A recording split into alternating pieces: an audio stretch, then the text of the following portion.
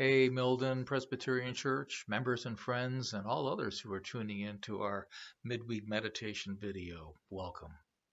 Glad you're here. Today is Wednesday, May 13th, 2020.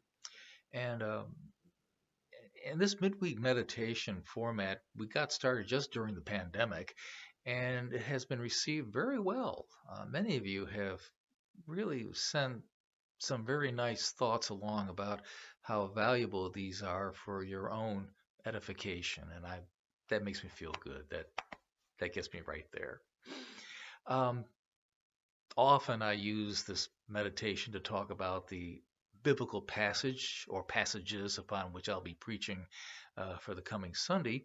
But sometimes we insert other things as well, and as per suggestions from you, I want to try a couple of different pieces today. One is to begin a series of reflections on the Apostles' Creed.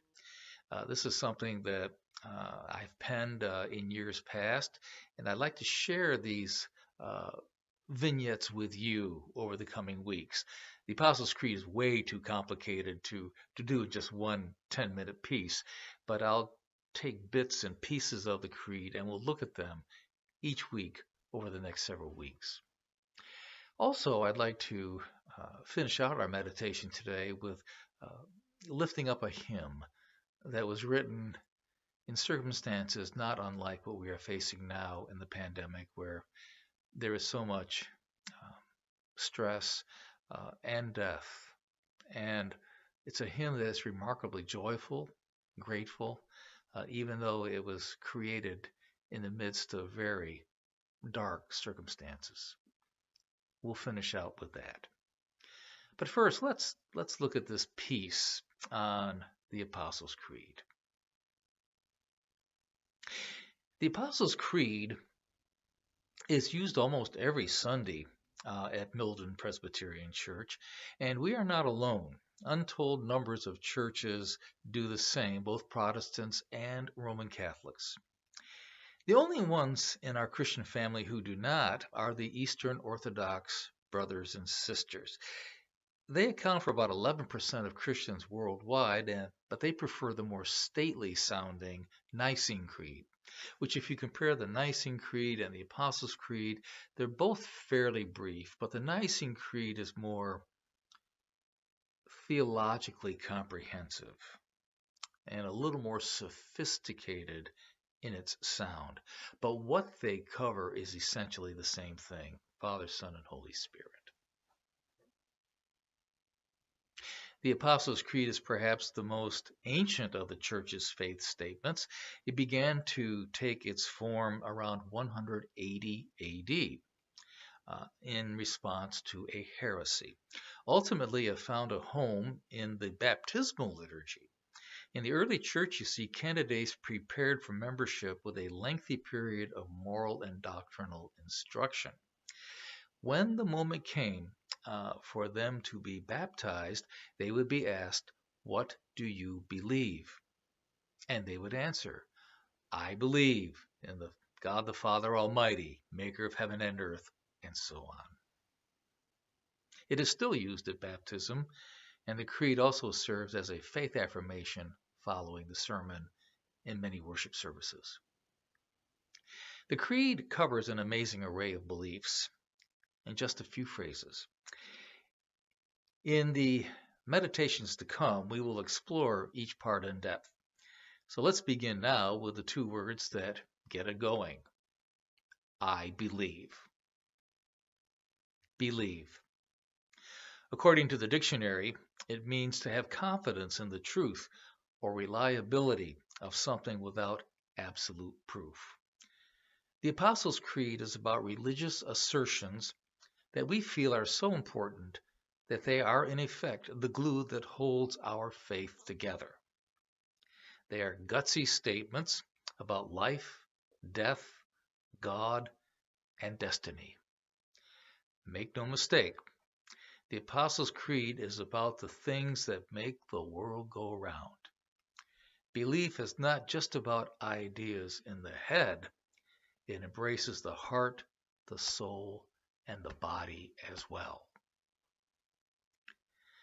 Finally, we note that the creed begins with I believe, not we believe, not they believe, or that some believe. A portion of the creed's attraction, I feel, comes from this personalized element. It is about each of us individually. It is about what I hold to be true in the deepest recesses of my soul. There's a challenge here. Does the creed speak for you? Can you affirm its assertions with all your heart? The invitation is hereby extended to each and every one of us. Let us listen and learn as we explore the creed in the coming weeks. When all is said and done, may each of us be able to confess strongly and fervently that I believe in everything it has to say. The Apostles' Creed. I believe. I mentioned also that there is a hymn that comes to mind in this season of pandemic. A number of years ago, I did a radio spot for the local station in Kilmarnock, and this language comes from material I wrote for that spot. It concerns a hymn that we are all familiar with. It's often sung at Thanksgiving time, and it's the hymn. It's the hymn "Now Thank We All Our God." I will not attempt to sing it, but I will recite the words in a few moments. This hymn is a joyous rendering of praise to God for the good things that God has given us. But the circumstances under which this hymn really need to be lifted up, and it makes the hymn even more remarkable in its impact. It comes to us from its composer, a pastor named Martin Rinkart. He served a congregation in Germany during the dreadful 30 Years' War, which began in 1618. So we're talking 400 years ago. 400 years ago. They had a war that went for 30 years in Germany, and it was absolutely devastating. In that time period, the German population was reduced from 16 million to 6 million. In other words, they lost over half their population due to war and famine and illness.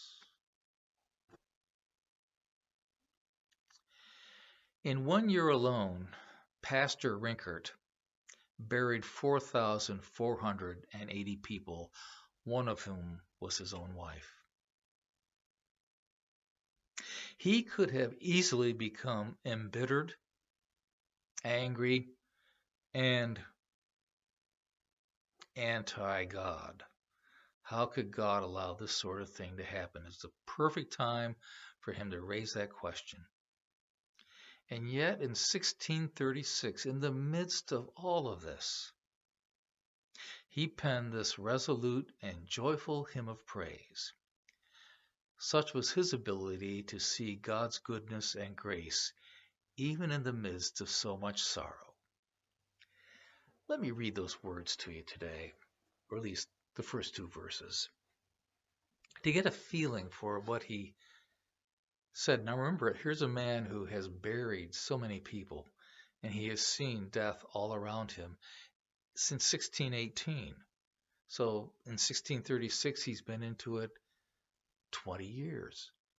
20 years of devastation.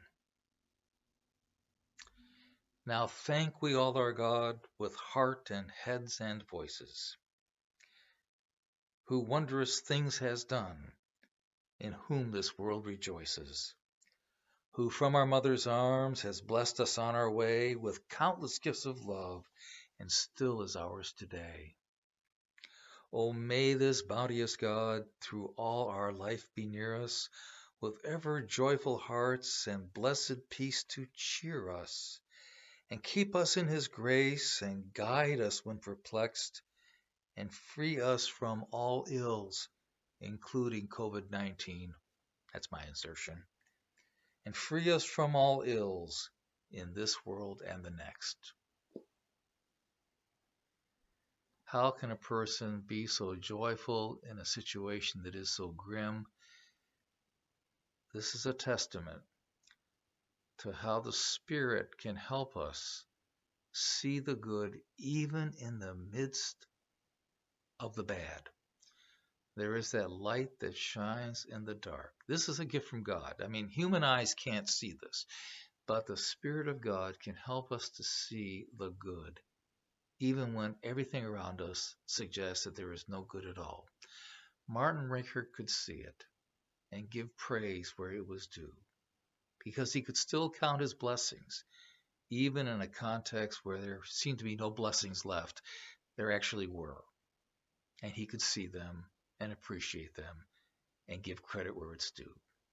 So thanks be to God for witnesses like Martin Rinkert, but thanks be to God that we too can be given the eyes of faith and see that which is right and good, even when things don't seem to be that way at all. God gives us perspective. Well, that's all for now. So take care and God bless, and talk to you again very soon.